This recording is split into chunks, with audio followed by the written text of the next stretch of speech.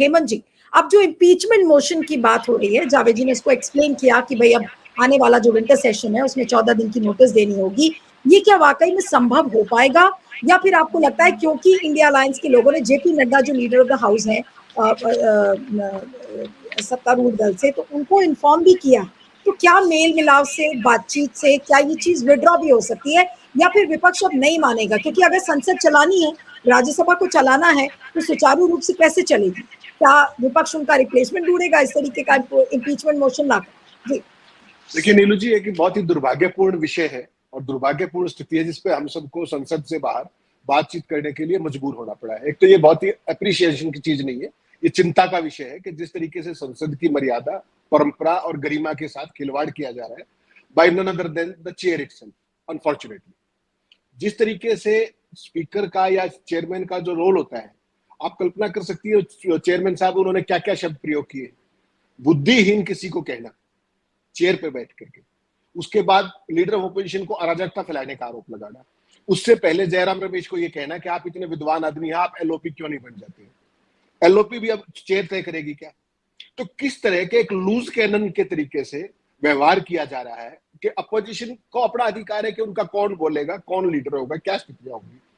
Chairman का जो काम है वो हाउस को इन ऑर्डर रखना है, नियम कायदों के मुताबिक चलना है और वहां पर हेडमास्टरी नहीं करनी है।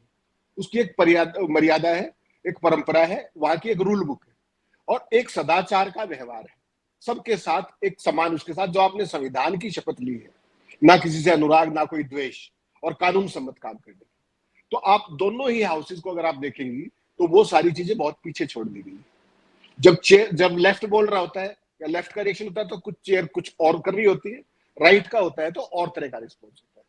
ये इस देश के इतिहास में सार्वजनिक तौर पर ऑन कैमरा कभी इस तरीके का व्यवहार चेयर की तरफ से नहीं आया। जावेद जी ने भी ये बात स्वीकार की और हकीकत में ये कुछ और है। बेसिकली आज की तारीख में स्थिति ये होगी है कि सुप्रीम लीडर को खुश करने के लिए वो किस हद तक जा सकते हैं और वो दोनों के बीच में एक मुकाबला है खास तरह का। आपने इससे पहले कभी सुना था कि जो सदस्य बोल रहा है उसका माइक बंद कर दिया जाए? वो चाहे कंट्रोल रूम ही करता है, लेकिन उसको ठीक करने का काम 1 मिनट से ऊपर का नहीं है।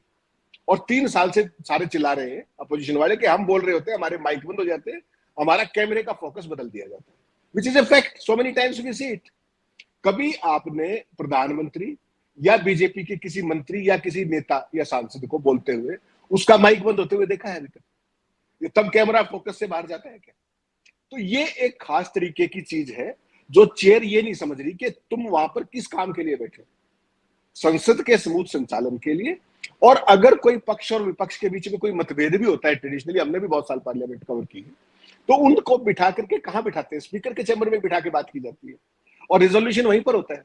और आज हालत यह है कि चेयर उनको इन्फ्लिक्ट वो करती है, उत्तेजना एक तरीके की क्रिएट की जाती है कि दोनों आपस में ना झगड़ रहे हो तो भी लड़ पड़े। ऐसी स्थिति आपने बहुत बार देखी होगी।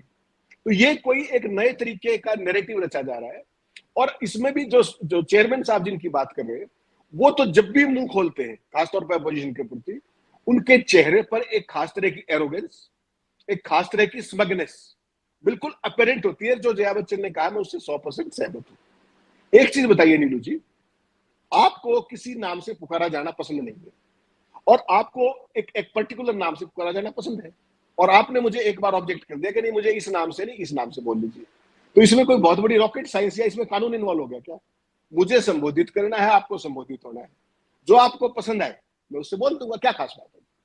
हम कोई शत्रु तो नहीं। और चेयर तो किसी की ना तो पक्ष हो सकती है ना विपक्ष हो सकती है। चेयर तो is suppose to be neutral. तो चेयर जिस तरीके से, कभी जो चेयरमैन साहब हैं उन्होंने किसी सत्ता पक्ष के व्यक्ति को बुद्धिहीन कहा है? कहा है आज तक? अपोजिशन को क्यों कहते हैं? अपोजिशन के प्रति एक ये खास तरह का रवैया क्यों? खड़गे साहब के प्रति और ज्यादा ये रवैया क्यों है? महिलाओं के प्रति ये रवैया क्यों है? और दूसरी बात जो बहुत महत्वपूर्ण बात है, उनका ये शब्द कहना कि आई डोंट केयर। देखिए चेयरमैन जो है या स्पीकर जो है वो संसद के अभिभावक के तौर पे होता है। He has to care, otherwise why he is there. उस संसद का कस्टोडियन है, अभिभावक है, और वो अपनी एक जो बहुत वरिष्ठ जया बच्चन और किसी को भी कहा उन्होंने, जूनियर भी हो, कि I don't care, you may be a celebrity. ये सेलिब्रिटी शब्द कहां से आ गया? Was it required? तो ये एक खास तरह की स्मगनेस है, एक खास तरह की एरोगेंस है, और ये इरिटेट करती है एक से ज्यादा बार हर रोज जब वो सारे संसद का संचालन कर रहे होते हैं। और यही हाल आपने देखा होगा जब जो ओम बिरला साहब भी हैं, वो रह रहकर उनकी उस पर भी देखा जाता है। तो बेसिकली एक नए तरीके की स्थितियां डेवलप हो रही हैं। आपने कहा कि हाउस चलेगा नहीं चलेगा, क्या है, अब विपक्ष की केमिस्ट्री सदन की दोनों सदनों में बदल गई है। वो एक खास तरह के नंबर के साथ आगे आए हैं, और वो जो ये न्यूसेंस है इसको क्यों बर्दाश्त करें, आप ये बताइए। वो क्या कह रहे हैं कि हम इज्जत से बात कीजिए, हमें अपनी बात करने का मौका दीजिए, कायदे कानूनों के हिसाब से संसद चलाइए। इसमें तो कुछ they are not wanting something great और they are not seeking for any favour, ये तो इनका फर्ज ही है ना, लेकिन नहीं कर रहे हैं, ये भी हकीकत है। तो ऐसे में जो एक होता है संसद का गणित, आज की तारीख में राज्यसभा के अंदर अगर आप नंबर्स पे जाएंगी तो वो बहुमत ना तो पक्ष के पास है अपरेंटली, और ना विपक्ष के पास। और चूंकि अभी 3 सितंबर को चुनाव होना है 12 सीटों पर, उनमें से 10 सीटें बीजेपी के पास आने वाली है, उसके बावजूद भी उनका बहुमत नहीं होने जा रहा है। अगर मैं आपके दर्शकों के लाभ के लिए आप कहें तो मैं बता दूं, आज की तारीख में 225 सदस्य है राज्यसभा के अंदर एज ऑन डेट। तो उसमें एक तो ये और चीज जो आपने महाभियोग कहा, तो इसको टेक्निकली महाभियोग नहीं लिखा जाता संविधान के अंदर। उसमें यह कि चेयरमैन को हटाने के लिए they have to move a resolution, the word is resolution, और नो कॉन्फिडेंस मोशन में नहीं है, सिंपल रिजोल्यूशन की बात है। मैंने जब सुबह आपने बात की तो मैंने चेक किया, they have to move a resolution. तो रिजोल्यूशन उन्होंने मूव किया। 225 में से आज की तारीख में 87 जो लोग हैं वो एनडीए के पास है, 87। और अभी तक जो मेरी जानकारी है, जो मैंने अभी चेक किया सीपीपी ऑफिस से, अभी तक 87 लोगों के साइन हो चुके हैं, और 4 से 5 कांग्रेस एमपीज के अब भी रहते हैं, मीनिंग देयर बाई कि उनको अनएक्सपेक्टेड क्वार्टर से भी थोड़ा सा सपोर्ट मिल रहा है, जो इंडिया अलायंस का पार्टनर ऑफिशियली नहीं। ये लेटेस्ट सिचुएशन है। 87 के सिग्नेचर ऑलरेडी हो चुके हैं उस रिजोल्यूशन के ऊपर। अब चूंकि हाउस सेशन में नहीं है, जो आप अनएक्सपेक्टेड क्वार्टर से जो सपोर्ट कह रहे हैं, तो वो सपोर्ट क्या, वो जो एनडीए के एलाइज हैं जैसे टीडीपी या फिर जेडीयू, क्या उनसे वो सपोर्ट आ रहा है? नहीं नीलू जी, मैं वही बता रहा हूं आपको, I am coming to the point. 87 BJP हाँ बोलिए। 87 इंडिया अलायंस के हैं ऑफिशियली, 86 बीजेपी के हैं आज की तारीख में। एनडीए का टोटल जो है 101 टुडे। उसके अलावा वाईएसआरसीपी के 11 एमपी है राज्यसभा के अंदर, बीजेडी के 8 है, एआईडीएमके के 4 है। इसके अलावा छोटे दल हैं, जिसमें अगर आप बात करेंगे एमडीएमके 1 है, बीएसपी 1 है, और ऐसे बीआरएस के 4। ठीक है, तो अपेरेंटली ना तो इस पक्ष के पास कोई उस तरह का वो है घोषित के भाई बहुमत इनके पास है या उनके पास है, कुछ सीटें ऐसी भी। लेकिन जब 3 सितंबर को चुनाव का रिजल्ट आ जाएगा तो बीजेपी की पोजीशन थोड़ी स्ट्रेंथ हो जाएगी। लेकिन सवाल यहां पर चेयरमैन को हटा देने या नहीं हटा देने का नहीं। सवाल कई बार क्या होता है कि आईना दिखाने की भी बात होती है कि आपका जो व्यवहार है, जो आपका लोकाचार है, वो हमें पसंद नहीं है, आप अपने इसको बदलिए।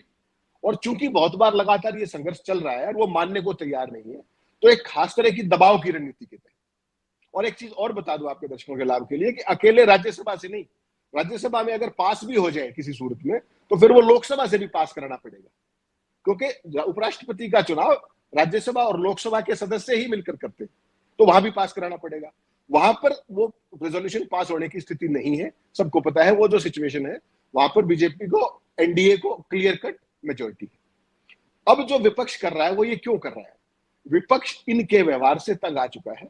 वो इनको आईना दिखाते हुए कहीं ना कहीं ओम बिरला को भी ये बताना चाह रहा है कि देखिए ये अगर कर रहे हैं, जब ये कार्रवाई चलेगी, if at all it happens, तो चेयर पर चेयरमैन नहीं हो सकते, ही कैन नॉट बी जज and jury in his own case, तो there will be somebody else deputy chairman या समथिंग लाइक दैट।